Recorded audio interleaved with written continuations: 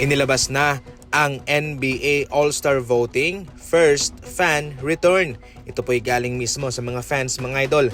Tandaan na 50% ng kapangyarihan ay manggagaling mismo sa mga fans para ikaw ay maitanghal na All-Star para sa All-Star 2026 sa season na ito, mga idol.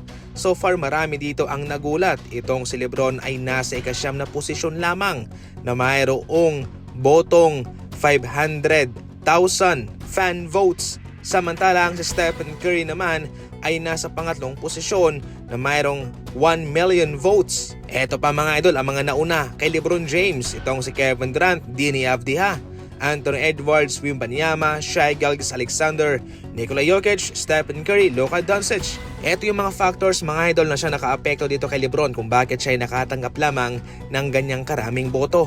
Unang-una, itong si LeBron James ay tumatanda na. Siyempre, lumilipat na ang ibang mga fans niya sa mga mas magaling na players sa ngayon.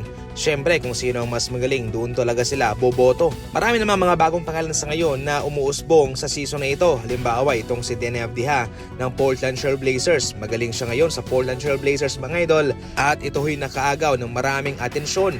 Kaya mas mataas ang kanyang botong natanggap sa unang fan return votes. Somehow, iba pa rin po ang impact nitong Stephen Curry. Consistent ang kanyang mga fans. Patuloy pong namamayagpag itong si Steph sa itaas at nasa pangatlong posisyon sa botohan. Sa kabilang banda naman sa Eastern Conference, itong si Giannis, Tyrese Maxey, Jalen Brunson, Cade Cunningham, Donovan Mitchell, Jaylen Brown, Karl Anthony Towns, Jalen Johnson, Pascal Siakam, and Michael Porter Jr. Kayo na lang pong bahalang magbasa dyan sa ibaba.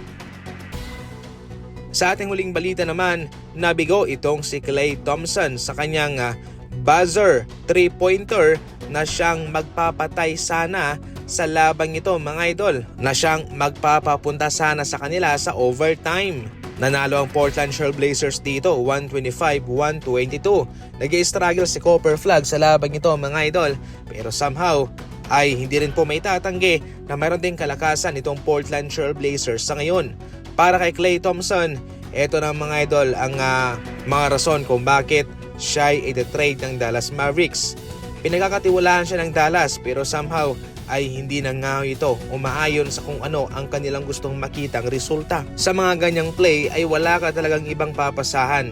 Mayroon ka ba namang Klay Thompson na tirador, isang sharpshooter? Pero yun nga, ang realidad ay hindi na nga siya yung Klay Thompson na nasa prime. Ganyan talaga, mga idol.